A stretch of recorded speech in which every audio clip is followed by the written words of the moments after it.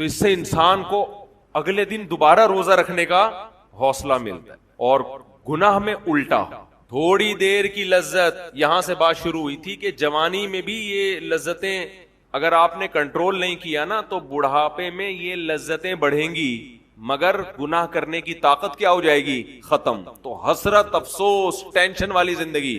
تو اس لیے جوانی میں اپنے آپ کو نیکی کا عادی بنا لو، اس سے بڑھاپا بڑا خاندانی گزرے گا.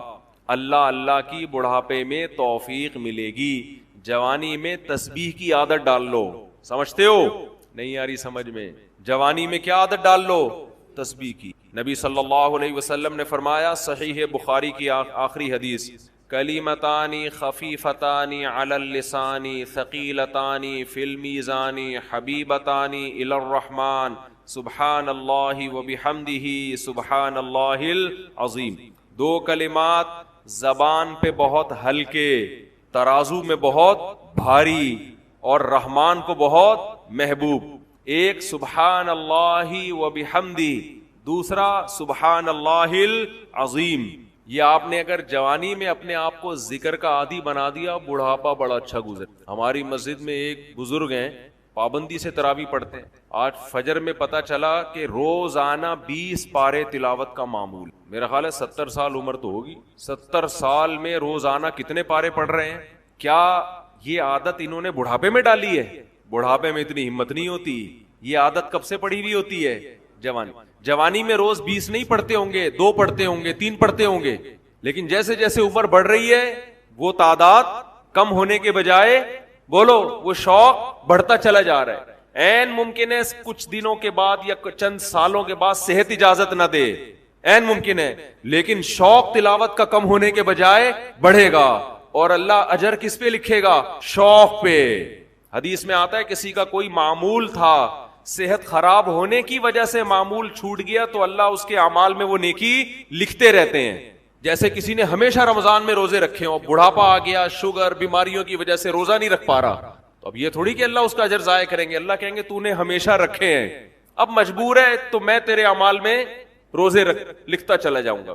تو آج آپ نے اپنے آپ کو میرے بھائی اللہ کا تھوڑا تھوڑا اللہ کا ذکر کی عادت ڈالو. میں نہیں کہہ رہا آپ سے زیادہ نہیں ہوتا تو وحشت نہ تھوڑا کر لو. آج تھوڑا کرو گے، کل اس تھوڑے میں ایسی لذت ہوگی کہ اللہ اس مقدار کو بڑھا دے گا. حدیث میں آتا ہے سبحان اللہ والحمد للہ ولا الہ الا اللہ واللہ اکبر، یہ کلمات احب الی اللہ مما طلعت الشمس او کما قال صلی اللہ علیہ وسلم. سورج جن چیزوں پہ طلوع ہوتا ہے، ظاہر ہے سورج تو پوری دنیا پہ طلوع ہوتا ہے، ان تمام چیزوں میں اللہ کو سب سے زیادہ محبوب یہ کلمات ہیں. اور دیکھو اس میں اللہ کا کوئی فائدہ نہیں ہے، اللہ کی آپ حمد و ثنا کریں، اللہ کا کوئی فائدہ نہیں ہے. اللہ یہ چاہتے ہیں میرے بندے اپنی زبان سے میرا نام لیا کریں. اللہ کو اس بات کی خوشی ہوتی ہے. ہمارے حضرت ایک شعر پڑھا کرتے تھے، یہ جو اہل اللہ ہوتے ہیں نا ان کو ذکر کی بڑی عادت پڑ جاتی ہے. بار بار اللہ کا نام لیتے لیتے نا، شروع میں تو انسان کو عادت نہیں ہوتی، جب نام لیتا ہے بار بار ذکر، تو پھر اس کا ٹائم اللہ کے ذکر کے بغیر پاس نہیں ہوتا. اس کو ایک کمی محسوس ہوتی ہے. کسی کو چائے کی عادت پڑ جائے، چرس کی عادت پڑ جائے، سگریٹ کی عادت پڑ جائے، نہیں ملے تو تڑپتا ہے نا. تو جس کو ذکر کی عادت پڑتی ہے نا، اس کو جب ذکر کا ٹائم نہ ملے تو اس کا دل پریشان ہوتا، اس کو اللہ کے نام میں ایک چسکا آنے لگتا ہے. لیکن یہ پہلے دن نہیں ہوگا، عادت ڈالنی پڑے گی. تو روز آنا اس کا معمول بنا لیں، 100 دفعہ صبح، 100 دفعہ شام تسبیح کا معمول بنا لیں. اس سے کیا ہوگا؟ ابھی شاید دل نہ لگے آپ کا، لیکن جیسے جیسے عمر بڑھے گی اللہ کے نام کا چسکا لگنا شروع. بڑھاپا بہت اچھا گزرے گا، اللہ کو یاد کر کے گزرے. کھوپڑی شریف میں بات آ رہی ہے کہ اور اگر ہر وقت دنیا کے تذکرے کرتے رہنا، ہر وقت ویڈیو گیم لے کے بیٹھے ہوئے، پب جی کھیل رہے ہیں، سانپ والا تو سانپ والا ختم ہو گیا، اب آ رہا ہے سانپ والا. نوکیا میں آتا تھا، سانپ لمبا ہوتا جا رہا ہے، اس فضول ٹائم ویسٹ کر رہے. ہم پریشان ہوتے ہیں یار، ہمارے پاس کاموں کو نمٹانے کا ٹائم نہیں ملتا. ہم تو چاہ رہے کاش یہ دن 24 گھنٹے کے بجائے 48 گھنٹے کا ہو جائے. اور لوگ کیا کر رہے ہیں کہ وہ باقاعدہ ارادہ کر کے ضائع کر رہے ہیں ٹائم. ہمارے تو کام نہیں نمٹتے. جب ہم رات کو سونے کے لیے لیٹتے ہیں تو کہتے ہیں یار آج کا دن بھی گزر گیا اور کام ویسے کے ویسے. اور ادھر باقاعدہ ارادہ کر کے جو ہے نا ٹائم ضائع کیا جا رہا ہے کہ چلو ٹائم ویسٹ کرتے ہیں. ایسی چیز میں ٹائم گزر جائے نا جو ذہنی تفریح کا ذریعہ بنے تو بھی ٹھیک ہے. گپ شپ لگا لو دوستوں کے ساتھ بیٹھ کر. یہ کیا ہے یار, دماغ کو خام خواہ کا تھکا رہے ہو بیٹھ کے. تو اگر پب جی کھیلنے کی عادت ڈال لی تو جاؤ گوروں کا بڑھاپا دیکھو, اولڈ ہاؤس میں بڑھاپے میں اسنوکر کھیلتے ہیں, کیرم بورڈ کھیلتے ہیں, لڈو کا نہیں مجھے پتا, یہ چیزیں کھیل رہے ہوتے ہیں بڑھاپے میں. اور ہمارا بوڑھا بڑھاپے میں ایک ایک دن میں 20 پارے ختم کر رہا ہے.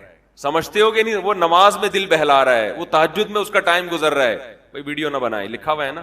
تو یہ کیسی عجیب بات ہے. آپ جائیں وہاں, ایک صاحب نے مجھے کہا کہ میں نے یورپ میں بڈھی عورتوں کو دیکھا, بڈھی عورتیں 5-6 بڈھی عورتیں بیٹھی ہوئی اور جوا کھیل رہی ہیں, تاش کھیل رہی ہیں. کہہ رہے مجھے یاد آیا یار, ایک ہماری بوڑھی ہیں, ہماری بوڑھی عورتیں مصلے پہ بیٹھی ہوتی ہیں, اللہ اللہ کر رہی ہوتی ہیں, آخری وقت اللہ کا نام لے کے گزار رہی ہوتی ہیں. اور ایک ہی بڑھیاں ہیں اور کیا کھیل رہی ہیں, تاش کے پتے. اچھا لگتے ہیں بڑھاپے میں یہ. ہمارے بوڑھے کو دیکھو, آدمی کا دل چاہتا ہے اس سے دعا کروائے کہ بابا جی پر مخلوق بھی موجود ہے. کنٹرول کس کے ہاتھ میں دے دیا. خلیفہ کا مطلب کیا ہے, کہتے ہیں نا بابا تو اس محلے کا خلیفہ ہے کیا, سب کچھ تیری چل رہی ہے. تو یہ جانور کہہ سکتے ہیں نا ہمارے بارے میں, بھائی توجہ ادھر, باتیں نہ کرو, بری بات ہے, بیان ہو رہا ہے اور بیٹھ کے باتیں کر رہے ہو, بیٹھ کے تو ادھر جا کے باتیں کرو بیٹھ. تو تھوڑی سی گڑبڑ ہو نا, دماغ آؤٹ ہو جاتا ہے. پھر سامنے بیٹھ کے تبادلے ہو رہے ہو نا, اس پہ زیادہ غصہ آتا ہے. کیا بات چل رہی تھی, ہاں خلیفہ.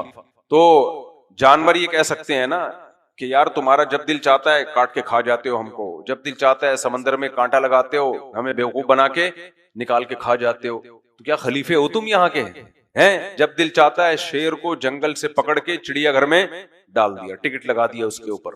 تو جانور کا دل نہیں چاہتا ہوگا پوچھنے کا, بھائی تم لوگ خلیفے ہو کیا؟ تو ہم جواب میں کیا کہیں گے, ہم خلیفہ ہیں. اس زمین میں ہمیں کس نے خلیفہ بنایا؟ اللہ نے. تو اللہ کہتے ہیں یہ میں نے کیا ہے. الہ مع اللہ, اس کے ساتھ کوئی معبود ہو سکتا ہے جس نے تم پر اتنے احسانات کیے؟ قلیلا ما تذکرون, نصیحت بہت تھوڑی حاصل کرتے ہو. مطلب نصیحت بالکل بھی حاصل نہیں کرتے. امن یہدیکم فی ظلمات البر والبحر, کون ہے جو تمہیں سمندر اور صحراؤں کے اندھیروں میں راستے دکھاتا ہے؟ یہ تو گوگل میپ اب ایجاد ہوئے ہیں نا. پہلے زمانے میں جو ٹریولنگ ہوئی ہے وہ ستاروں کی مدد سے ہوئی ہے. سمندر میں جا کے آدمی گم, اندھیرے, سمندر میں تھوڑا سا آگے جاؤ پتہ ہی نہیں چلتا چین کدھر ہے, جاپان کدھر ہے, اپنا گھر واپس کدھر ہے, سسرال تو بہت دور کی بات, کچھ بھی پتہ نہیں چلتا سمندر میں جا کے بندہ کدھر گیا. تو اللہ کہتے ہیں سمندروں میں ستاروں کے ذریعے تمہیں بتاتا ہے وہ لوکیشن, ایسٹ کدھر ہے, ویسٹ کدھر ہے, ساؤتھ کدھر ہے, نارتھ کدھر ہے. پہلے زمانے میں بڑے بڑے ملک فتح ہوئے ہیں, تجارتیں ہوئی ہیں, ایسی ایگزیکٹ لوکیشن پہ پہنچتے تھے ستاروں کے ذریعے. صحراؤں میں بھی ایسے ہی ہو, آپ عرب کے صحراؤں میں سفر کرو, اونٹ پہ بیٹھ کے گم, پتہ ہی نہیں گیا کدھر, یہی نہیں پتا دائیں کو جا رہا ہوں. میں اکثر لطیفہ سناتا ہوں نا, ٹریول ایجنٹ نے پیسے لے لیے ایک آدمی سے کراچی میں. پہلے زمانے میں ایسا ہوتا تھا, ٹریول ایجنٹ پیسے لے کے لانچ پہ بٹھاتا, دبئی کے پورٹ پہ یا قطر پہ اتار دیتا تھا, اللیگل ڈنکی لگا کے. اب نہیں ہوتا. تو ایک آدمی کو پاکستانی نے پیسے لیے ایک آدمی سے اور اٹھا کے اس کو گوادر پہ اتار دیا. اب سمندر میں جا کے نہیں پتا چلتا کدھر کو جا رہا ہوں میں, گوادر پورٹ پہ اتار دیا. اس کو بولا ادھر ہی ہے بس, مسقط, ہاں مسقط بھیجنا تھا کہ بھائی مسقط ادھر ہی ہے.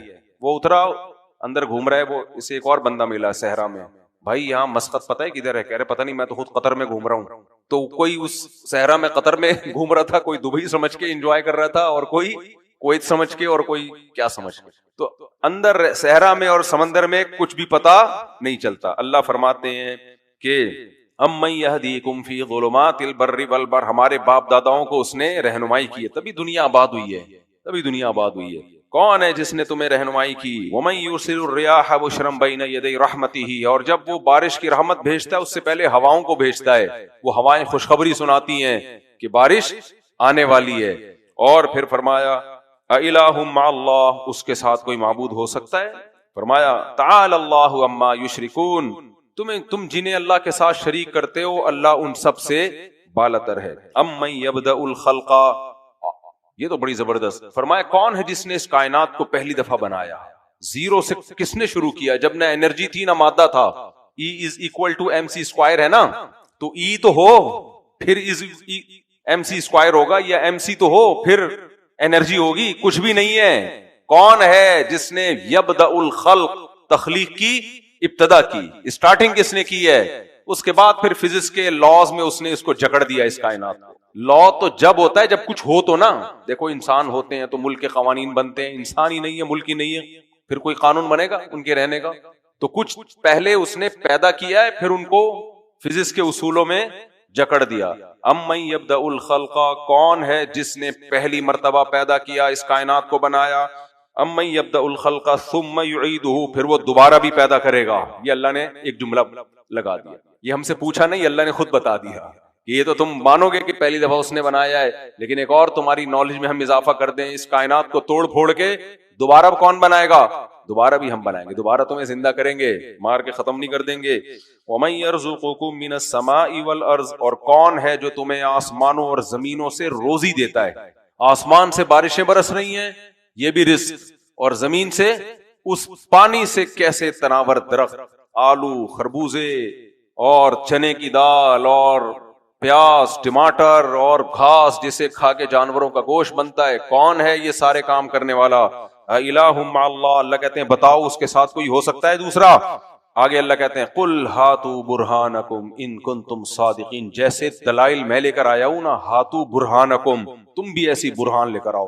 برہان کہتے ہیں واضح دلیل کو, ایک عربی میں لفظ ہے دلیل, دلیل کو کہتے ہیں, ایک ہے برہان, دو ٹوک, جیسے اللہ کا مناظرہ ہو رہا ہو مشرکین سے, ہے بھائی میں یہ دلائل لے کر آیا ہوں, تم بھی کوئی واضح دلیل لاؤ. تمہارے پاس کیا دلیل ہے؟ ہمارے ابو ایسے کر رہے تھے, میں نے اپنے ماموں کو دیکھا کہ وہ بت کے سامنے جھکتے تھے, میں نے اپنی خالہ کو دیکھا وہ مزار پہ ایک دفعہ گئی تھی, داتا دربار کے مزار پہ طواف کیا تھا, ان کے بیٹا ہو گیا تھا. اب بھائی وہ تو ویسے ہی ہو سکتا ہو گیا ہو.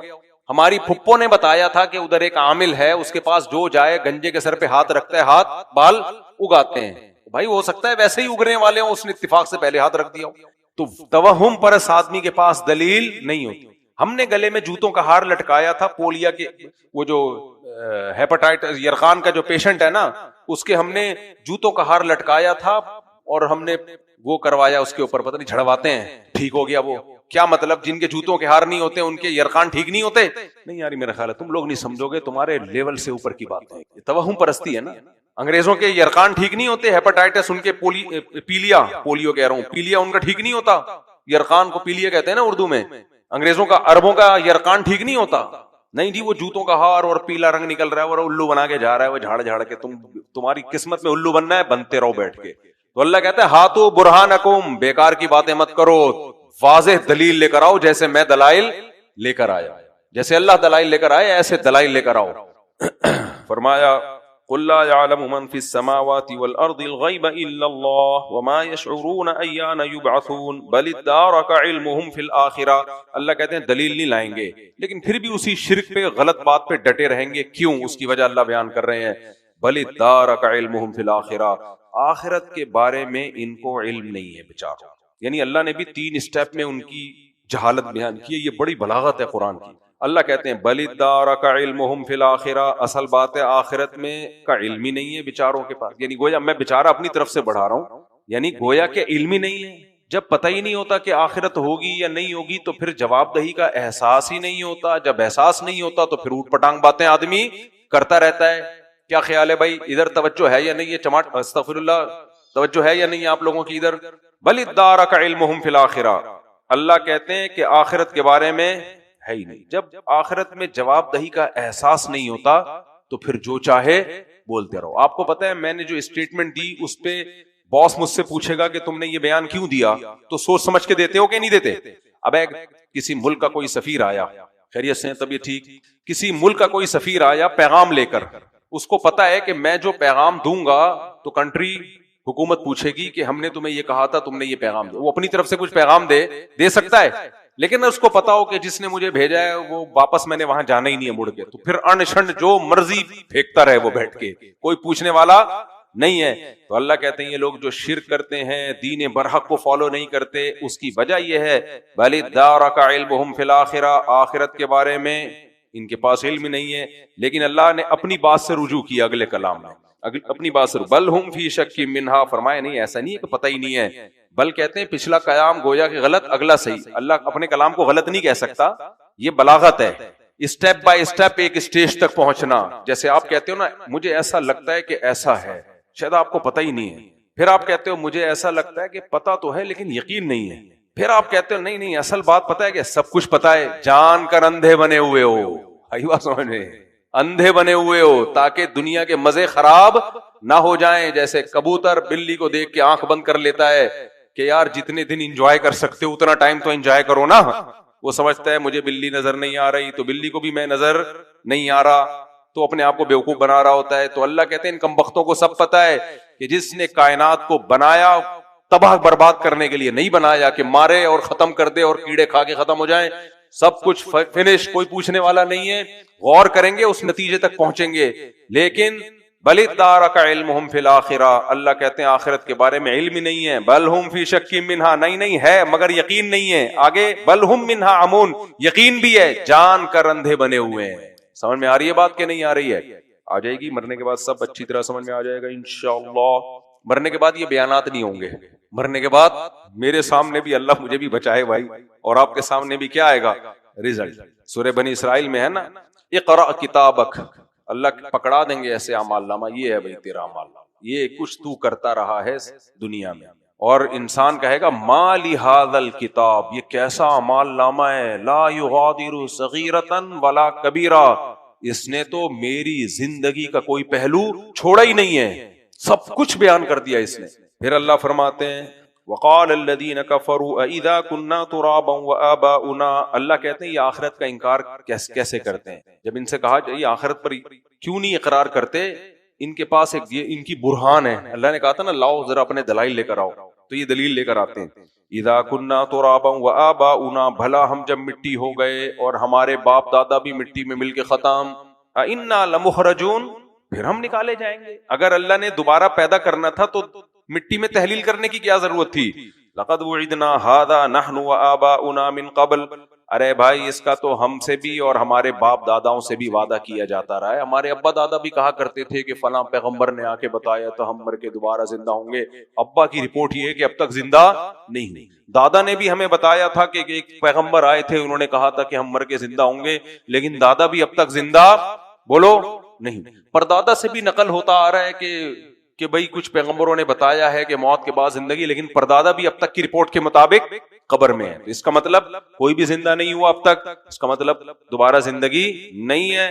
ان ھذا الا اساطیر الاولین، پرانے لوگوں کی کہانیاں ہیں. کہتے ہیں کہانیاں سنا رہے ہیں، کہانیاں سنا رہے ہیں، یہ کہانیاں ہیں پرانے لوگوں کی، اس کا حقیقت سے کوئی تعلق نہیں ہے. ان باتوں کے جواب تو اللہ قرآن میں کئی بار دے چکا ہے کہ جس نے پہلی دفعہ اس پوری کائنات کو بنا دیا، تمہیں یہ عقل سے بعید کیوں لگ رہا ہے کہ مٹی ہو گیا؟ تو مٹی ہو گیا کیا دلیل ہے بھائی؟ جب کچھ بھی نہیں تھے بنا سکتا ہے تو مٹی کر کے دوبارہ کیوں نہیں بنا سکتا؟ وہ اس میں کون سے اچھمبے کی بات ہے؟ لوگ کہتے ہیں سائنس نہیں پڑھی، اصل میں لوگوں نے سائنس پڑھی ہوتی نا تو ایسی باتیں نہ کرتے. آگے پھر اللہ تعالیٰ نے آخرت کا تذکرہ کیا، فرمایا من جاء بالحسنۃ فلہ خیر منہا، ہمارا قانون یہ ہے جو نیکی کرے گا آخرت میں اس کو بدلہ اتنا نہیں ملے گا جتنی نیکی کی ہے، بڑھا کے دوں گا، اجر بڑھا کے دوں گا. اور جس نے جتنا گناہ کیا سزا اس کو اتنی ملے گی. آگے سورہ قصص شروع ہو رہی ہے، بھی بڑی دلچسپ ہے، جلدی اس کا صرف ترجمہ کر دیتا ہوں. طاسیم میم تلک آیات الکتاب المبین نتلو علیک من نبأ موسیٰ وفرعون بالحق، اے نبی ہم آپ کو موسیٰ اور فرعون کا واقعہ سناتے ہیں، لقوم یؤمنون، اہل ایمان کے لیے. ان فرعون علا فی الارض، میں نے بتایا تھا نا پوری ہسٹری موسیٰ علیہ السلام کی، پورا وہ بتایا تھا نا کہ بنی اسرائیل کیسے مصر چلے گئے، پھر مصر میں ان کی بڑی تعداد تھی لیکن آج تھے وائرل مائنورٹی میں. تو مسلم جہاں بھی مائنورٹی میں ہوتا ہے خطرہ ہوتا ہے کہ اس پہ، کیونکہ دیکھو حسد وہاں ہوگا جہاں کچھ ہوگا. کیا خیال ہے؟ میں نے ایک انگریز کا مقولہ نقل کیا تھا نا کہ مسلمانوں کے پاس مذہب بھی ہے اور بڑھتی ہوئی آبادی بھی، یہ دو چیزیں مسلمانوں کے پاس ہیں. لہذا اس کے الفاظ یہ تھے، وہ تو عقل مند انگریز تھا، مجھے کہیں حوالہ مل جائے پورا ریفرنس آپ کے سامنے پیش کروں گا. اس کے الفاظ یہ تھے کہ ان سے لڑنا فضول ہے کیونکہ غلبہ انہی کا ہوگا. نہیں آئی بات سمجھ میں؟ یہ اس نے کب کہے تھے؟ جب بوسنیا کی جنگ ہو رہی تھی، سرب کے لوگ بوسنیا کے مسلمانوں کو مار رہے تھے نا، بہت ظلم کیا. آپ کو یاد ہوگا ان دنوں میں اخبار ہوتے تھے، اس میں تصویریں آتی تھی کس طرح گھروں میں گھس کے بوسنیا کے مسلمانوں کی نسل کشی کی کوشش کی گئی ہے. اتنا ظلم ہوا ہے نا کہ جو لوگ ان دنوں میں جیل سے ہو کے آئے ہیں ان سے ہم خود ملے ہیں، انہوں نے بتایا کہ کیا ہو رہا تھا وہاں. اتنا ظلم کیا تھا سربیوں نے، جو سرب کے غیر مسلم ہیں انہوں نے مسلمانوں پہ، کہ این جی اوز کو وہ ظلم کو بیان کرنے کی اجازت نہیں تھی. کچھ مسیحیوں نے، عیسائیوں نے اپنے آپ کو آگ لگا کے خودکشی کی ہے مسلمانوں کے حق میں احتجاج کرتے ہوئے. سمجھ میں آ رہی ہے بات؟ مسلمانوں کے فیور میں احتجاج اس غیر مسلموں نے بھی کیا تھا. کیا بہت ظلم ہو رہا ہے. جوان لڑکیوں کو برہنہ کر کے درختوں سے کھمبوں سے باندھ دیتے تھے، 3 دن تک وہ بھوکی پیاسی مرتی تھی. وہ کسی کو اجازت نہیں تھی رسی کھولے، کیونکہ جس نے کھولنے کی کوشش کی اگلا نمبر اس کا ہے. کئی دن تڑپ کے نا بھوک پیاس سے مر جاتی. جیلوں میں بھوک سے لوگ مر رہے تھے. بہت زیادہ ظلم کیا، اور یہ ہماری بڑی طاقت ہے ماشاءاللہ. آپ کو بتائے جہاں مسئلہ مسلمانوں کا ہوگا تو یہ گھننے بن جاتے ہیں. لیکن بہرحال غیر مسلموں نے بھی، بہت سارے جو انصاف پسند تھے انہوں نے مسلمانوں کا ساتھ دیا، احتجاج کیا. بھئی یہ ظلم ہو رہا ہے، بہت زیادہ ظلم ہو رہا ہے. لیکن ان دنوں میں ایک انگریز نے بات لکھی تھی کہ مسلمانوں کو فتح کیا جانا ممکن بولو نہیں. اس نے کہا وجہ، 2 وجہ. ان کا مذہب بہت اسٹرانگ ہے. ان کا مذہب کیا ہے؟ بہت اسٹرانگ ہے. ایک تہذیب ہے ان کی. یہ مذہب سے پوری دنیا کی دیکھو، جرمن اور برٹش ان دونوں کو قومیت کی بیس پہ جوڑا جا سکتا ہے؟ بولتے کیوں نہیں. مذہب کی بیس پہ نہیں. دونوں لبرل ہیں. مذہب تو ان کے یہاں بس وہ 2-4 وہ رہ گئے ہیں، چرچ بچ رہ گئے، اس میں پادری کے علاوہ میرا خیال ہے بیچاروں کو جاتا نہیں. تو قوم کی بیس پہ تو جڑ نہیں سکتے. زبانیں الگ الگ ہیں، کلچر الگ الگ ہے. اس لیے ہسٹری اٹھا کے دیکھیں، یہ جتنی غیر مسلم اقوام ہے نا، یہ ہمیشہ آپس میں لڑتے ہی رہے ہیں. مسلمانوں کی تو بڑی بڑی خلافتیں قائم ہو گئی. خلافتیں ہمیشہ مذہب کے بیس پہ قائم ہوتی ہیں، قومیت کے بیس پہ نہیں ہوتی. سب سے پہلے خلافت کس کی قائم ہوئی تھی جو ہسٹری موجود ہے؟ جلدی بولو، جلدی سے منہ سے. یہودیوں کی. نا اتنا پڑھ کے بھی اگر نہیں سمجھ میں آ رہا تو چائے پیو پھر بیٹھ کے. سب سے پہلے جو بڑی خلافت قائم ہوئی ہے دنیا پہ، جس کو آج یہودی کہتا ہے یروشلم اور ہماری خلافت، ہم داؤد علیہ السلام، سلیمان علیہ السلام، یہ سارے کنگ سلیمان کہتے ہیں نا یہ لوگ. تو سب سے پہلے خلافت کس کی قائم ہوئی ہے؟ جو مرتب دنیا ہے، ورنہ اس سے پہلے بھی ہوئی ہیں، لیکن جو ہسٹری جو بہت زیادہ محفوظ ہسٹری ہے اس کی بات کر رہا ہوں. کس کی قائم ہوئی ہے؟ یہودیوں کی. قومیت کی بیس پہ، مذہب کی بیس پہ. جلدی ہو، آگے ہم نے یہ صورت بھی مکمل کرنی ہے. مذہب کی بیس پہ. تو اس کا مطلب اس مذہب میں 20 قومیں آ گئی تھیں، کیونکہ مذہب کا نعرہ قوم پرستی کا ہوتا ہی نہیں ہے. مذہب کہتا ہے ایک خدا. دیکھو یہ اللہ تعالیٰ جو ہم سے خطاب کر رہے ہیں کہ جس نے زمین کو بنایا، جس نے تمہارے لیے پانی بنایا، جس نے تمہارے لیے آسمان سے پانی برسایا، درخت بنایا، تو یہ صرف پنجابیوں کے لیے بنایا یا پٹھانوں کے لیے بھی بنایا؟ منہ سے بولتے رہو گے نا تو میں آگے چلتا رہوں گا اسپیڈ کے ساتھ. یہ اللہ نے مہاجروں کے لیے پیدا کیا یا انگریزوں کے لیے؟ یہ سب نعمتیں ہیں. تو جو بھی ان نعمتوں کو پڑھے گا، چاہے پنجابی ہو، پٹھان ہو، سرائکی ہو، پشتو ہو، بلوچی ہو، برٹش ہو، جرمن ہو، فرانسیسی ہو، چائنیز ہو، بولے گا بھائی یہ تو سارے کام کون کر رہا ہے؟ اللہ کر رہا ہے. تو کس پہ ایمان لائے گا؟ اللہ پہ مان لائے گا. مسجدوں میں کوئی ہے کہ پہلی صف میں پٹھان کھڑے ہو، دوسری میں پنجابی، تیسری میں نا؟ کس کا گھر ہے بھائی یہ؟ جلدی اسپیڈ بڑھا دو. اللہ کا گھر ہے. تو مذہب کے پاس یہ طاقت ہے کہ وہ قومیت کی نفی. میں بار بار حدیث پیش کرتا ہوں. سلمان فارسی کو ایران لڑنے کے لیے بھیجا. فارس کمانڈر سلمان فارسی کو بنایا ہوا تھا صحابہ نے، جو پرشین تھے. تو سلمان فارسی نے، جو فارسی تھے نا اس وقت، ان کو دین کی دعوت دی جہاد سے پہلے، لڑائی سے پہلے. یا اہل فارس انا رجل منکم، اے فارسیو میں پرشین ہوں، میں تمہاری قوم کا ہوں. ترون العرب یطیعوننی، لیکن تم دیکھ رہے ہو آج میری تلوار کے سائے کے نیچے کون ہے؟ عرب میری اطاعت کر رہے ہیں. عرب تو کسی کو بڑا نہیں مانتے. میں فارسی بولنے والا، لیکن مجھے کمانڈر بنایا ہوا ہے جنگ کا. نہیں یاری میرا خیال ہے بات. تو یہ شروع میں ہی ہو. بلال حبشی کو کتنی عزت ملی. حبشہ کے تھے، رنگ بھی سیاہ. اور زید ابن حارثہ منہ بولے بیٹے، جو غلام تھے، اصل میں غلام تھے، ان کو اتنی عزت ملی کہ کمانڈر بنایا جنگ میں ان کو. عرب میں یہ ایک ایسی قوم اب بھی عرب میں نہیں ہے ایسی. آپ جاؤ کسی عرب کنٹری میں، دیکھو کوئی عہدہ آپ کو دیتے ہیں کہ نہیں دیتے؟ کچھ بھی نہیں دیتے. بولتے ہیں عجمی شلو، کیا کہتے ہیں؟ شلو. تو چین ہی نکلتا ان کے منہ سے. بناتے رہتے ہیں لیکن نکلتا نہیں ہے ان کے منہ سے یہ لفظ. اچھا خیر. تو خلافت عثمانیہ جو قائم ہوئی تو یہ مذہب کی بیس پہ لڑائیاں ہوئی نا. کیا خیال ہے؟ وہ تو ترکی تھے، وہ تو کہہ سکتے تھے ہمارا یہ تو عربوں کا مذہب ہے. نا یہ عرب کئی سو سال، 500-600 سال مکہ اور مدینہ پہ حکومت کس کی رہی؟ ترکوں کی. انہوں نے حفاظت کی مکہ مدینہ کی.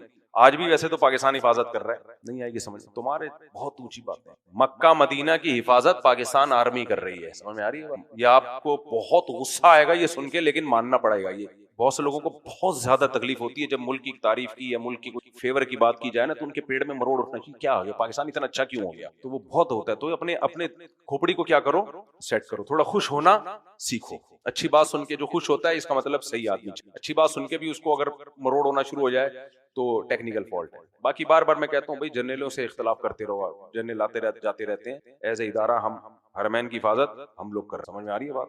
آگے چلتے ہیں ہم. یہ میں نے صورت مکمل کرنی آج جلدی. تو کیا بات کر رہا تھا میں؟ ہاں, میں بتا رہا تھا کہ قوم پرستی کو ختم کرنے والی جو واحد طاقت ہے وہ کیا ہے؟ مذہب. مذہب سے مراد آسمانی مذاہب, ورنہ تو کچھ مذاہب ایسے ہیں وہ تو اور قوم پرستی میں اونچی قوم, نیچے قوم, گھٹیا قوم, درمیانی قوم, یہ عجیب عجیب سے ان کے نعرے ہیں. تو یہ واحد اسلام ہے. پہلی صف میں آپ دیکھ لو, ہمارے پہلی صف میں جو کھڑے ہوتے ہیں, کوئی ٹماٹر والا بھی ہوگا, اس کے ساتھ کوئی 17واں گریڈ کا آفیسر ہوگا, اس کے ساتھ کوئی سبزی والا ہوگا, اس کے بعد ہو سکتا ہے کوئی ڈاکٹر صاحب آئے ہوئے ہوں, کوئی فرق نہیں ہوتا. تو لیکن اچھا, پہلی خلافت قائم ہوئی یہودیوں کی, وہ کس بیس پہ؟ مذہب. نمبر 2 خلافت قائم ہوئی پھر عیسیٰ ابن مریم علیہ السلام کے آنے کے بعد مسیحیوں کی, وہ کس بیس پہ تھی؟ مذہب. اس میں صرف عیسیٰ علیہ السلام کی قوم کے لوگ نہیں تھے, عیسائی مذہب جو پوری دنیا میں پھیل گیا تو پوری دنیا میں 20 قومیں تھیں, ان قوموں نے اس مذہب کو دل سے اختیار کیا. کیوں؟ مذہب کے پیچھے موٹیویشن اللہ کی طرف دعوت, اور اللہ سب کا رب ہے کہ نہیں ہے. اس کے بعد جب اسلام آیا تو اتنی بڑی خلافتیں قائم ہوئی ہیں. یہ تو حجاج بن یوسف کے خلاف بغاوت ہو گئی تھی, کچھ نیک لوگ آ گئے تھے کہ یہ ٹھیک آدمی نہیں ہے, اس کو ہٹاؤ. تو اس چکر میں جو ہماری یورپ تک ہماری فوجیں پہنچ چکی تھی نا, اٹلی میں, اب بھی اٹلی میں جزیرے آباد ہیں جو اس دور میں مسلمان فاتحین جو وہاں تک پہنچ چکے تھے تو وہ زمین چھوڑ کے پانیوں میں بھاگ گئے تھے, وہیں شہر آباد کر لیے. پھر چونکہ تمیز کے لوگ تھے تو اس کو صاف ستھرا کر لیا انہوں نے. ہمارے یہاں ابھی تک نالوں پہ جا کے ٹکے ہوئے ہیں. خیر, تو یورپ میں, افریقہ میں, کہاں پھیل گئے تھے. یہ حجاج بن یوسف کے دور میں بہت سارے صحابہ تھے. اس دور میں ملتان تک اسلام پہنچ چکا تھا. محمد بن قاسم جو تھا یہ حجاج بن یوسف کا بھتیجا تھا نا, تو یہ ملتان تک پہنچ چکا تھا. پھر بغاوت ہوئی ہے تو پھر اس کو واپس بلا کے قتل کر دیا پرانی نئی حکومت نے, اس کو پرانے والے پسند ہی نہیں تھے. خیر, ہمیشہ نقصان کس نے کیا ہے؟ ہم نے خود اپنا کیا. تو یہ جو اتنے بڑے پیمانے پر خلافتیں قائم ہوئی ہیں, پھیلی, اور پھر ترکوں کی خلافت, یہ تو 1920 میں جا کے ہمارا بیڑا غرق ہونا شروع ہوا. تو یہ جو سب کو جوڑنے والی چیز کیا ہے؟ مذہب ہے. جبکہ آپ ان قوموں میں آپ دیکھ لو, جب سے ان میں مذہب گیا یہ لڑتے ہی رہے ہیں. ہٹلر اٹھا, اس نے بولا کہ میں جو ہوں, ہم جرمن ہیں, اور ڈارون کے نظریے سے بھی اس نے استدلال کیا کہ جو ایوالو ہو کے جو سب سے لاسٹ میں پہنچے ہیں نا ہم لوگ ہیں, باقی سارے بھی بندر کے قریب ہیں. بکواس کر دی اس اٹھا کے پوری دنیا میں جو ظلم کیا. ادھر سے جیپنیز اٹھے چنگ پونگ کرتے ہوئے کہ ہم جیپنیز ہیں, ہمارا حق ہے دنیا پہ حکومت کرنا, اور کوئی نظریہ نہیں ہے, بس توڑ پھوڑ کر کے ظلم کر کے. وہ تو امریکہ نے آ کے 2-3 رکھ کے چترول لگائے نا. پہلے امریکہ نے تمیز سے آ کے سمجھایا کہ جاپان کو انسان کا بچہ. بنگلہ دیش تک پہنچنے والے تھے جیپنیز, لیکن بنگلہ دیش میں آ کے انہوں نے, میرا خیال یہ ہے کہ نہیں ٹک پاتے, شاید بنگالیوں کے آگے انہوں نے نہیں ٹک, میرا خیال یہ. تو بنگلہ دیش والوں نے گت بنانی تھی ان کی. خیر, تو وہ جب پھیلے ہیں نا, تو پہلے امریکہ نے آ کے ان کو تمیز سے سمجھایا کہ یار انسان کے بچے بنو یار. امریکہ کو یہ لگا کہ یہی ہو گئے تو ہم تو گئے.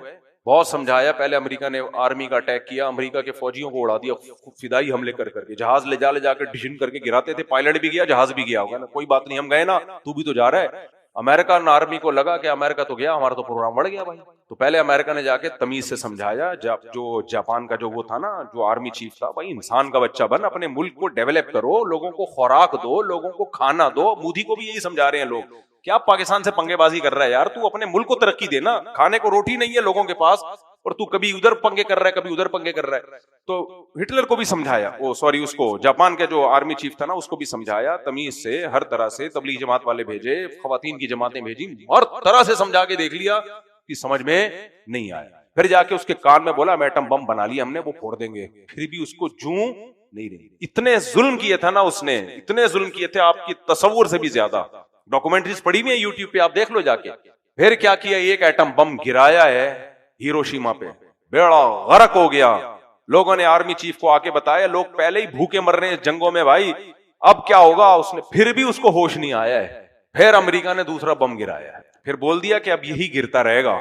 پھر وہ پیچھے ہٹا اور ایسا یو ٹرن لیا ہے جاپان نے کہ جاپان سے زیادہ پولائٹ کنٹری اس کائنات میں آپ کو نہیں ملے. انہوں نے کہا جنگ نہیں ہونی چاہیے, جنگ سے مسئلے حل بولو نہیں ہوتے, تمیز کی زندگی گزارو. جب وہ ملتے ہیں, میں جب جاپان گیا تو بندہ آیا 3 دفعہ یوں کیا اس کو. میں نے کہا ہم بھی ایک رکعت میں 1 رکوع کرتے ہیں, 1 رکعت میں 3 رکوع کر رہے ہیں, اور ایسے یوں. اچھی بات ہے, میں اس کو برا نہیں کہہ رہا ہوں, ان کے اخلاق ہیں, اپریشیٹ کرتے ہیں ہم ان کو, لیکن قوم پرستی کی یہ جنگ جو ہے نا, یہ قوم نے مارا ہے, رکھ کے نا چپیٹا مارا ہے, تب جا کے یہ جنگ کیا ہوئی ہے, ختم ہوئی ہے. اس نے بولا بھائی سرنڈر کیا, اور پھر ایسا سرنڈر کیا ہے جاپان. ایسا ہمارے ایک رشتے دار مرچنٹ نیوی میں کیپٹن, انہوں نے کہا کہ ہم جہاز میں تھے, شپ میں, تو جاپان سے جہاز جا رہا تھا امریکہ سامان لے کے. امریکہ والوں نے وہ جہاز جاپان سے خریدا, اس میں جو سامان ہے, اور پھر اسی وقت بول دیا اب تم لوگ خریدو ہم سے. نہیں آئی سمجھ میں بات؟ جیسے محلے کا بدماش نہیں ہوتا نا, یہ گھڑی مجھے دے, 100 روپے کی, آپ نے دے دی, اب 200 کی مجھ سے لے, 200 کی لی. آئی بات سمجھ میں؟ کہہ رہے ہیں ہم کیا ڈرامہ ہو رہا ہے یار, جاپان سے جہاز جا رہا ہے امریکہ, امریکہ خرید رہا ہے وہ ساری گندم یہ جو بھی تھی گاڑیاں تھیں, پھر امریکہ کہہ رہا ہے مجھ سے کیا کرو, خریدو, تاکہ ایکسپورٹ کس کی بڑھے گی, ہماری بڑھے گی. جاپان لے رہا ہے. اتنا نیک شریف شرفا. بہرحال انہوں نے دوسری طرف آ کے ترقی کی, اس قوم میں بہت ساری خوبیاں ہیں, اس میں دو رائے نہیں ہو سکتی, لیکن ہمیشہ یہ لڑتے رہے. ہٹلر اٹھا, اس نے تباہی مچائی قوم پرستی کی بیس پہ, تو میں کہیں سے کہیں بات چلی گئی.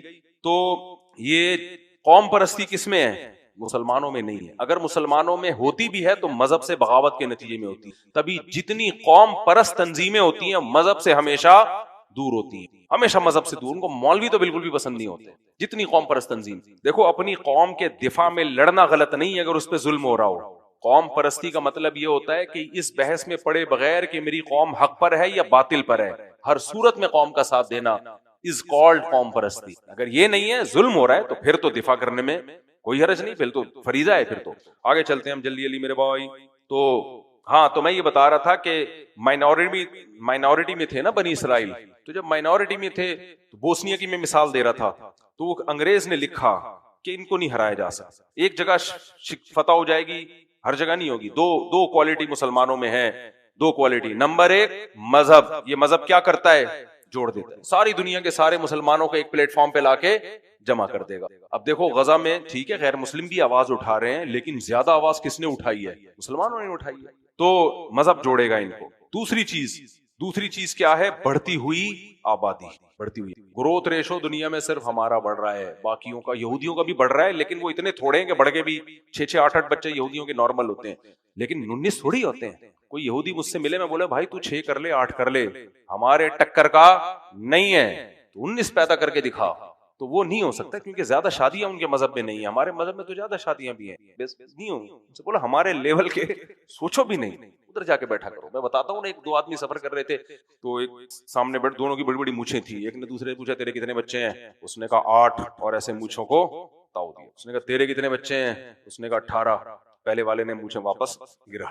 تو گروتھ ریشو اور مذہب جو ہم سب کو کیا کر دیتا ہے, جوڑ دیتا ہے. یہ پاور کس کے پاس ہے, مسلمانوں کے. تو جہاں پاور ہوتی ہے جیلیسی بھی وہیں ہوتی ہے. تو بنی اسرائیل کے پاس بھی یہی پاور تھی, مذہب تھا, تہذیب تھی, کلچر تھا, اور پیغمبروں کا ایک سلسلہ تھا, علم تھا, صفائی ستھرائی, یہ سب چیزیں بنی اسرائیل میں تھی. فرعونیوں کو تو کمبخت دانت صاف نہیں کرتے تھے. ابھی جو فرعونیوں کی لاشیں نکلی ہیں نا, اس میں ڈاکٹروں نے ریسرچ کی ہے, بولے ان کمبختوں میں دانت صاف کرنے کا رواج ہی نہیں تھا. یہ تو پیغمبروں نے انسانوں کو دانت صاف کرنا سکھایا. جلدی مکمل کر لوں میں. تو اب کیا ہوا کہ اللہ فرماتے ہیں ان فرعون علا فی الارض, مسلمان مائنورٹی میں تھے, بالآخر وہ ظالم حکمران آتے گئے, ظلم کرتے گئے. ان کو خطرہ تھا کہ یہ تہذیب ہے, یوسف علیہ السلام کی حکومت قائم ہوئی تھی, تو یہ دوبارہ ان کی حکومت نہ آ جائے. تو وجعل اهلها شيعا يستضعف طائفة منهم يذبح ابناءهم ويستحيي نساءهم. بچوں کو ذبح کر دیا کرتا تھا نسل کشی کے لیے, صرف بیٹیوں کو چھوڑتا تھا. یعنی بنی اسرائیل کی لڑکیوں کو زندہ رکھتا, جس کے ہاں بیٹی پیدا ہوتی زندہ چھوڑ دیتا, لڑکا پیدا ہوتا اس کے فوجی پہنچتے اور اس بچے کو ذبح کر دیتے. وجہ کیا تھی, اس زمانے میں گروتھ کنٹرول کے جدید طریقے دریافت نہیں ہوئے. اگر دریافت ہو جاتے تو فرعون بچوں کو قتل کر کے بدنام نہ ہوتا. وہ ایک بجٹ گورنمنٹ کا فیملی پلاننگ والوں کو دیتا اور کہتا کہ خواتین کو تم یہ سمجھاؤ 2 بچے ہی اچھے. آئی بات سمجھ میں؟ نہیں آئے گی آپ لوگ. ایکچولی ہیلتھ کے ایشوز ہوتے ہیں اگر زیادہ بچے پیدا ہو جائیں. ایکچولی عورت بچے پیدا کرنے کی مشین نہیں ہے. ایکچولی ہماری آبادی پہلے ہی بہت بڑھ گئی, ہمارے پاس کھانے کو روٹی نہیں ہے. ایکچولی یہ ہے, ایکچولی وہ ہے. تو یہ سب ایکچولی ٹوپی اور ڈرامہ ہے. مقصد ہے گروتھ ریشو کو کنٹرول, کیونکہ دنیا میں سپیریئر وہی ہوگا جس کی آبادی بڑھے گی. آپ کو پتا ہے کراچی میں 2030 میں پشتو اسپیکنگ کراچی کی آبادی میں میجورٹی میں ہوں گے. آئی بات سامنے, کس میں ہوں گے؟ اور اردو اسپیکنگ کس میں آ جائیں گے؟ بولو, مائنورٹی میں. اور جب ایک دفعہ مائنورٹی میں آ گئے تو یہ نہیں کہ اتنے رہیں گے, 2060 میں اور مائنورٹی میں, کیونکہ گروتھ ریشو پشتو اسپیکنگ کا بڑھ رہا ہے, اردو اسپیکنگ کا کم ہو رہا ہے. کیوں؟ میڈیا کا جو دجل ہے نا, دجل, اس سے اردو اسپیکنگ زیادہ متاثر ہوئے ہیں, کیونکہ وہ اپنے آپ کو پڑھا لکھا سمجھتے ہیں. ہے یا نہیں ہے, میں یہ بات نہیں کر رہا, لیکن سمجھتے ہیں ایکچولی ہم تو ایجوکیٹڈ لوگ ہیں, ہم یہ نہیں کہ ایسے بچے ہی پیدا کرتے رہو 8 10. تو بیلنس کہاں جا رہا ہے؟ میرے لیے تو کوئی ٹینشن کی بات نہیں ہے, اچھی بات ہے. مسلمان ہے, پٹھان ہو, پنجابی ہو, سرائکی ہو, سندھی ہو, کوئی بھی مسلمان بڑھ رہا ہے نا, مسلمان بڑھ رہا ہے. لیکن جو قوم پرست لوگ ہیں نا, قوم پرست, جو کہ بری چیز ہے, قوم پرستی اچھی چیز نہیں ہے, لیکن جو قوم پرست لوگ ہیں تو وہ یہ سمجھ لیں کہ یہ پٹھان پنجابی کا نعرہ اور اردو اسپیکنگ کا نعرہ کراچی میں چلنے والا بولو نہیں ہے. یہ 2030 تک چلے گا زیادہ سے زیادہ, اس کے بعد بڑھ گیا پروگرام. کیونکہ جو قوم میجورٹی میں ہوتی ہے تمہیں اس سے بنا کے رکھنی پڑتی ہے, نہیں بنا کے رکھو گے چپت پڑے گی, مار کھاؤ گے. سمجھ میں آ رہی ہے بات؟ اس لیے 19 کی رپورٹ ہے میری. ہم تو پٹھان بھی ہیں, مہاجر بھی ہیں, تو دونوں پروگرام چل رہے ہیں ہمارے. آگے چلو میرے بھائی, انڈین پٹھان ہے ویسے مہاجر ہیں, تو ہمارے تو دونوں طرف سے نسل بڑھ رہی ہے. آگے چلتے ہیں میرے بھائی, کہاں چلے جلیل میرے بھائی. تو فرعون نے کیا کیا تھا؟ بچوں کو, لڑکوں کو قتل کیا, بدنام ہو گیا قتل کر کے. آج تک گالیاں پڑتی ہیں کمبخت کو, لیکن فیملی پلاننگ پر عمل کرتا تو بدنامی نہیں ہوتی. تو آج کے جو فرعون ہے نا وہ بڑے ہوشیار ہیں, انہوں نے کہا قتل کرنے کے بجائے کیا کرو, میڈیسن ایکچولی کر کے ان کو الو بناؤ. تو انه كان من المفسدين ونريد ان نمن على الذين استضعفوا في الارض. اللہ کہتے ہیں ہم نے ارادہ کر لیا کہ زمین میں جو کمزور لوگ ہیں ہم ان پر احسان کریں. صرف ابھی اللہ نے ارادہ کیا ہے. ونجعلهم ائمہ, لیکن اللہ کے ارادے کتنے بڑے بڑے ہوتے ہیں بھائی. ہو اللہ یوں کہہ دیتا جو کمزور ترین لوگ ہیں ہم نے ارادہ کر لیا کہ ہم ان کے لیے کچھ ایسا کریں کہ فرعون کے ظلم سے وہ نکل جائیں, کوئی روٹی پانی کا انتظام ہو جائے ان کے لیے, کوئی گھر کا انتظام ہو جائے, بچے قتل ہونے سے بچ جائیں. تو گراؤنڈ ریئلٹی تو یہ کہہ رہی تھی, اس طرح کی کوئی باتیں کرتا تو سمجھ میں آتی. اللہ کہتے ہیں نہیں, ہم نے جب احسان کرنے کا ارادہ کیا پھر تھوڑا بہت پھر نہیں ہوگا. اب ہمارا مقابلہ کس سے ہو رہا ہے؟ فرعون سے. جب اللہ مقابلے پہ آ جائے تو پھر چھوٹی موٹی باتیں نہیں ہوتی. وَنُرِيدُ أَن نَّمُنَّ عَلَى الَّذِينَ اسْتُضْعِفُوا فِي الْأَرْضِ وَنَجْعَلَهُمْ أَئِمَّةً, ہم نے ارادہ کیا ہم ان کو زمین کا امام بنا دیں. صرف مصر نہیں, زمین پہ بادشاہت کس کے ہاتھ میں آئے گی؟ سپر پاور کون بنے گا؟ دنیا ان سے پوچھے گی کہاں ظلم ہو رہا ہے اور کہاں.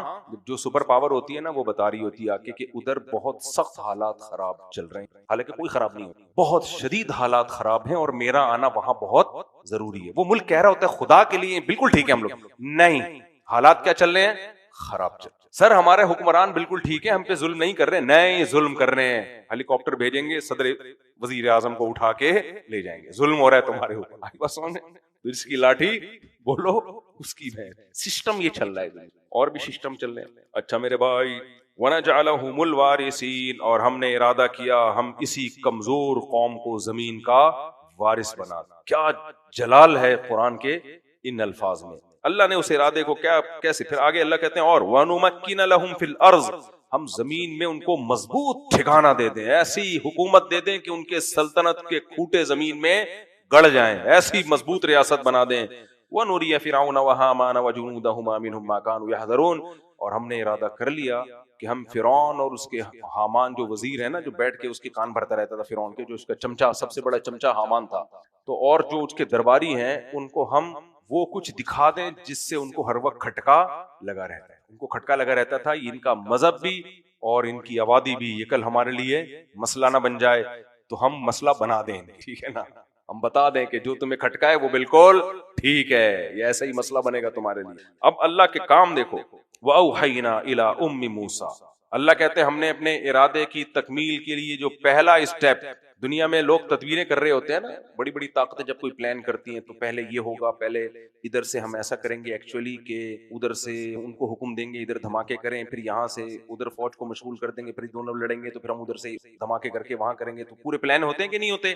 تو اللہ کی بھی ایک پلاننگ ہوتی ہے. قرآن کہتا ہے وَمَكَرُوا وَمَكَرَ اللَّهُ, یہ بھی تدبیریں کرتے ہیں اور اللہ بھی تدبیریں کرتا ہے. تو اللہ کہتے ہیں میں نے کیسے تدبیر کی؟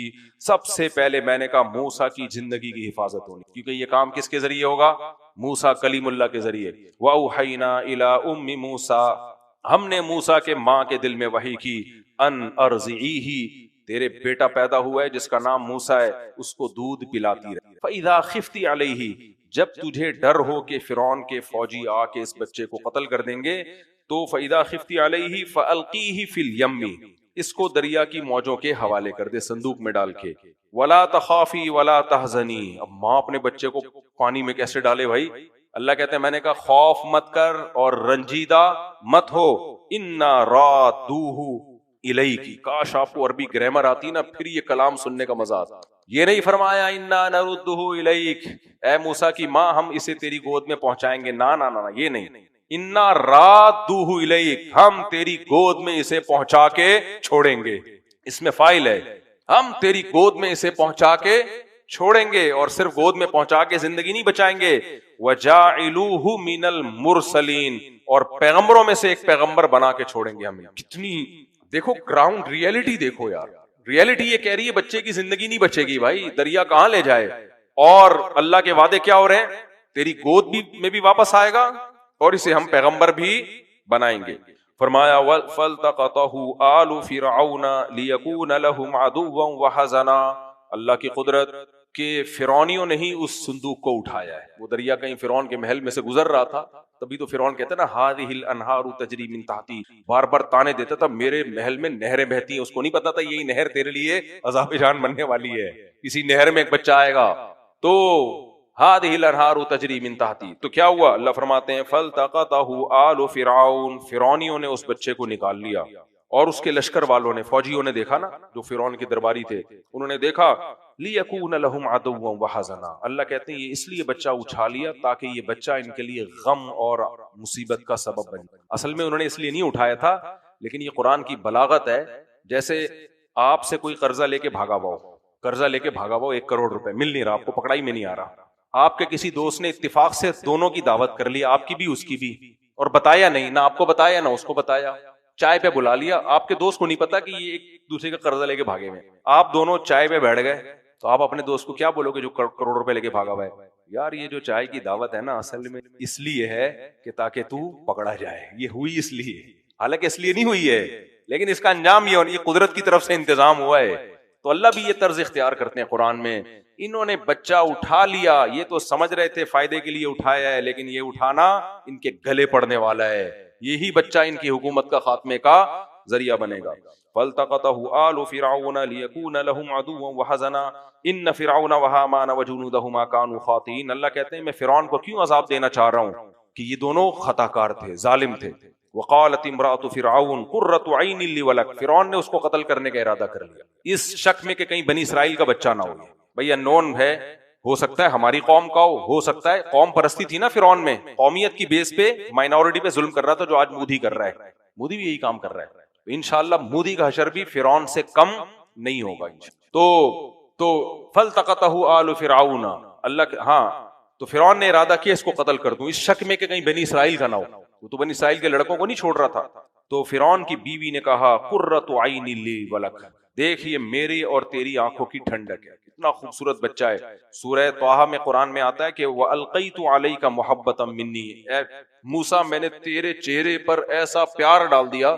بچوں کے چہرے پہ بعض بہت خوبصورت ہوتے ہیں, معصومیت ہوتی ہے کہ ہر ایک کا اس پہ دل آ جاتا ہے.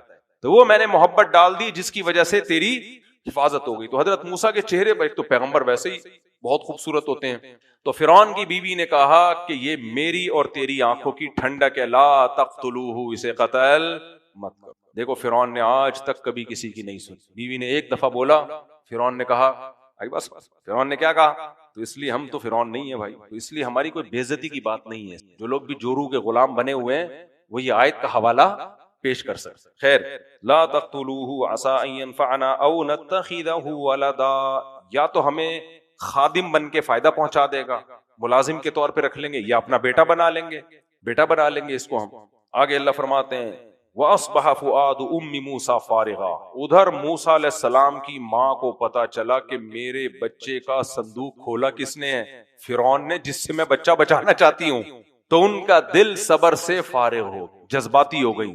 یعنی انہوں نے ارادہ کیا میں جا کے اس بچے کو چمٹاؤں اور چھینوں کہ یہ میرا بیٹا ہے، مجھے واپس کرو. اس جذباتیت کا بچے کو فائدہ ہونا تھا یا نقصان ہونا تھا؟ کیوں؟ فرعون کو پتہ چل جاتے تو بنی اسرائیل کا بچہ ہے. تو قرآن کہتا ہے ان کا عادت لدبدی بھی، ماں کی ممتا کو ایسا جوش آیا. مائیں، یہ عورتیں یہ کام کر رہی ہوتی ہیں، جوش میں وہ کام کرتی ہیں جس کا انجام نقصان دہ ہوتا ہے. اس سے پتہ چلتا ہے مرد ہو یا عورت ہو، جذباتی آدمی کبھی بھی کامیاب نہیں ہو. غموں کے موقع پہ اور ٹینشن کے موقع پہ ڈیسیژن پاور، یہ بہت بڑی نعمت ہے کہ آپ ایک ڈیسیژن لیتے ہیں کہ ابھی کرنا کیا ہے آپ نے. ہم سب جذباتی لوگ ہیں، کر دیتے ہیں پھر بولتے ہیں ابھی یہ کیا ہو گیا. قتل ہو جاتے ہیں، اس میں 3 طلاقیں ہو جاتی ہیں، دھاڑ نکال دی طلاقیں تو ماشاءاللہ ایسا لوگوں کا ایسا فیشن بن گیا ہے. اس کے بعد پھر اہل حدیثوں سے فتوے لیتے ہیں جا کے. تو خیر، تو عقل مند آدمی کیا کرتا ہے؟ کہتے ہیں غصے میں نہیں فیصلہ کرنا، جذبات میں فیصلہ. تو اللہ کہتے ہیں موسیٰ کی ماں کا دل صبر سے فارغ ہو گیا. ان کا عادت لتبدی بھی، قریب تھا کہ موسیٰ کی ماں جا کے بتا دیتی کہ میرا بچہ ہے، یہ میرے حوالے کرو. لولا ربطنا علی قلبها، لیکن ہم نے موسیٰ کی ماں کے دل کو باندھ لی. ایک لفظ سے خدا کی قسم ایسی بلاغت ٹپکتی ہے نا قرآن کے. یعنی اللہ یہ نہیں کہہ رہے ہم نے دل کو تھام لیا یا ہم نے اس کو صبر کی توفیق دے دی، نہ، یہ بہت ہلکے لفظ ہیں. اس سے تو لگ رہا ہے کہ بہت زیادہ جذباتی نہیں تھی. ربطنا، باندھ دیا رسیوں سے. دیکھو کوئی بھاگنے کی کوشش کر رہا ہو، آپ رسی سے پورا مکمل باندھ کے اس کو کھونٹے سے باندھ دو، کر لے وہی کیا کرنا ہے. وہ کچھ کر سکتا ہے؟ جتنا بھی جذباتی ہو کچھ بھی نہیں کر سکتا. قرآن کہہ رہے موسیٰ کی ماں کے دل کو ہم نے کیا کر دیا؟ باندھ دیا. یہ بلاغت ہے، ایسا نہیں کوئی رسیوں سے جا کے باندھا ہوگا. کنٹرول کر دیا ہم نے کہ نہیں اب تو بے صبری تجھ سے نہیں ہو سکتی. لولا ربطنا علی قلبها لتکون من المؤمنین، تاکہ اس کو ہمارے وعدوں کا یقین آ جائے. یعنی ہم نے اس لیے باندھ دیا کہ وہ جاتی اور بچہ قتل ہو جاتا تو پھر شکایت کرتی کہ اللہ تو نے تو وعدہ کیا تھا بچہ تیری گود میں لوٹاؤں گی، لیکن تو نے تو لوٹایا نہیں ہے. تو اللہ کہتے ہیں ہم نے اس لیے ان کو یقین آ جائے کہ اللہ جو وعدہ کرتا ہے سچا، تو صبر کی توفیق بھی پھر دے دیتا ہے وہ. تو ہم نے اس کی دل کو مضبوطی سے تھاما. لِتَكُونَ مِنَ الْمُؤْمِنِينَ وَقَالَتْ لِأُخْتِهِ قُصِّيهِ، اور اللہ کہتے ہیں جب موسیٰ کی ماں نے بچے کو صندوق میں ڈالا تھا تو موسیٰ علیہ السلام کی بہن سے یہ کہا تھا کہ اس کو دیکھتے رہنا، یہ صندوق جا کہاں رہا ہے، کیونکہ ماں کو غم تو ہوتا ہے نا کہ پتہ تو چلے کہاں جا رہا ہے. تو فَبَصُرَتْ بِهِ عَنْ جُنُوبٍ، وہ بچی موسیٰ علیہ السلام کی بہن اتنی ہوشیار تھی، وہ چپکے سے اس صندوق کو دیکھ رہی تھی تاکہ کسی کو شک نہ ہو کہ اس لڑکی کا اس صندوق سے، اس بچے سے کوئی تعلق ہے، کیونکہ پھر ٹریس ہو جاتا. تو بڑی ذہانت سے اس نے کیا کیا، موسیٰ علیہ السلام کی بہن نے چپکے سے اس کو دیکھ رہی. کتنی خوش قسمت بہن تھی، جب وہ دیکھ رہی تھی بچے کو، اس کا تصور میں بھی یہ بات تھی کہ اللہ اپنی آخری کتاب میں میرے اس عمل کا تذکرہ کرے گا. بھائی اس کے ذہن میں کوئی تصور تھا. وقالت لأختہ، اللہ کہتے ہیں موسیٰ کی ماں نے موسیٰ کی بہن سے کہا قصیہ، اس کے پیچھے پیچھے چلو. فبصرت به عن جنوب، وہ چپکے چپکے اس صندوق کو، اس نے تو آگے بتایا حضرت موسیٰ کی ماں کو کہ بچہ کہاں پہنچا ہے، فرعون کے محل میں. فبصرت به عن جنوب وهم لا يشعرون، لوگوں کو پتہ نہیں چلا. وحرمنا عليه المراضع من قبل، اب جب بچے کو بھوک لگی، دودھ پلانے کی باری آئی، تو اللہ کہتے ہیں ہم نے ہر عورت کا دودھ بچے پہ حرام کر دیا. بچہ کسی عورت کی چھاتی کو دودھ کو منہ نہیں لگاتا. فقالت، تو موسیٰ علیہ السلام کی بہن آئی، مشورے چل رہے تھے نا، سبا رہے تھے، پتہ چلا بھئی ایک بچہ ملا ہے، کسی کا دودھ ہی نہیں پی رہا. تو موسیٰ علیہ السلام کی بہن گئی، بہت ہوشیاری سے انہوں نے شو نہیں کیا کہ میرا بھائی ہے یا میں جذباتی ہو رہی ہوں، کنٹرول کیا اپنے جذبات پہ اور کہا هل ادلکم علی اہل بیت یکفلونہ لکم، کیا میں ایک گھر ایسا نہ بتاؤں کہ جو کفالت کر لے گا اس بچے کی. یعنی بعض عورتیں ایسی ہوتی ہیں جن کا دودھ ہر بچہ پی لیتا ہے، تو ایک ایسا گھرانہ ہے کہ مجھے یقین ہے کہ یہ بچہ ان کا دودھ شاید پی لے، قرآن کہہ رہا ہے وَهُمْ لَهُ نَاصِحُونَ، اور وہ موسیٰ کی زندگی بچانا چاہ رہے تھے. وہ چاہ رہے تھے کہ کسی کا دودھ تو پیے نا، چل بھائی تو کوئی گھر کہہ رہی ہے تو بتا دے. تو موسیٰ علیہ السلام کی ماں کو بلایا گیا، انہوں نے یہ شو نہیں کیا کہ میرا بچہ ہے. جیسے ہی انہوں نے بچے کو چھاتی سے لگایا، بچے نے دودھ پینا شروع کر دیا. اللہ کہتے ہیں فَرَدَدْنَاهُ إِلَىٰ أُمِّهِ، اس طرح بچہ ہم نے موسیٰ کی ماں کی گود میں پہنچا دیا. کیونکہ پہلے زمانے میں ایسا ہوتا تھا جو دودھ پلانے والی ہے اس کو اجازت ہوتی تھی چلو بھائی اپنے گھر بھی لے جاؤ، واپس لے آؤ، لے جاؤ. تو یہ تو ہوتا ہے نا جو دائیاں دودھ پلاتی ہیں. اب تو ڈبے پلا رہے ہیں، ڈبہ کس کے گھر لے کے جائے گا؟ سمجھ میں آ رہی ہے بات؟ اب کون دودھ پلا رہا ہے؟ ڈبے. لیکن تمہاری سمجھ میں آئے گا نہیں، تمہارے لیول سے اوپر کی بات. آگے چلتے ہیں، بہت ساری باتیں تمہارے لیول سے اوپر کی جو میں کرتا نہیں ہوں، بہت ساری باتیں. فرددناہ الی امہ، اللہ کہتے ہیں ہم نے موسیٰ کو ان کی ماں کی گود میں پہنچا دیا. کئی تقر عینھا، تاکہ موسیٰ کی ماں کی آنکھیں ٹھنڈی ہو جائیں. کئی تقر عینھا ولا تحزن، اور اس کا غم ختم ہو جائے اور وہ یقین کر لے ان وعد اللہ حق، اللہ جو وعدہ کرتا ہے وہ وعدہ سچا ہوتا ہے. وَلَٰكِنَّ أَكْثَرَهُمْ لَا يَعْلَمُونَ، اللہ شکایتیں بھی ساتھ ساتھ چلاتے ہیں لیکن اکثر لوگ یہ بات نہیں جانتے. اکثر لوگ کا خیال یہ کہ اللہ کے جو وعدے ہوتے ہیں معاذ اللہ سیاسی وعدے ہوتے ہیں. جیسے ہمارے سیاستدان ووٹ لینے سے پہلے کچھ اور، ووٹ لینے کے بعد کچھ اور. وَلَمَّا بَلَغَ أَشُدَّهُ، 2-3 منٹ میں بس واقعہ مکمل کرتا ہوں. وَلَمَّا بَلَغَ أَشُدَّهُ وَاسْتَوَىٰ آتَيْنَاهُ حُكْمًا وَعِلْمًا، جب موسیٰ اپنی جوانی کو پہنچے. وَاسْتَوَىٰ، قرآن جہاں بھی جوانی کا تذکرہ کرتا ہے استوا، سیدھے ہو گئے. دیکھو بچہ جب چلتا ہے ایک قدم ادھر ایک قدم، ایسا ہی ہوتا ہے نا. جب بولتا ہے توتلی زبان میں بول رہا ہوتا ہے، اٹک رہا ہوتا ہے. جوانی کی پہلی علامت کیا ہے؟ آپ کی چال سیدھی ہو جائے. قدم میں کیا پیدا ہو جائے؟ مضبوطی. بات چیت میں کیا پیدا ہو جائے؟ کانفیڈنس. جب بات کرو تو پتا چلے کہ آپ کو خود سمجھ میں آ رہا ہے کہ آپ کیا کہہ رہے ہو. بعض دفعہ آدمی بات کرتا ہے پتہ ہی نہیں چل رہا ہوتا کہ یار تجھے خود سمجھ میں آ رہا ہے کہ تو کیا کہنا چاہ رہا ہے. تو یہ ساری چیزیں جب متناسب ہو جائیں تو اس کو کیا کہتے ہیں؟ استوا، سیدھے ہو گئے بالکل. یعنی جوانی کی بھرپور جوانی کو پہنچ گئے. آتیناہ حکما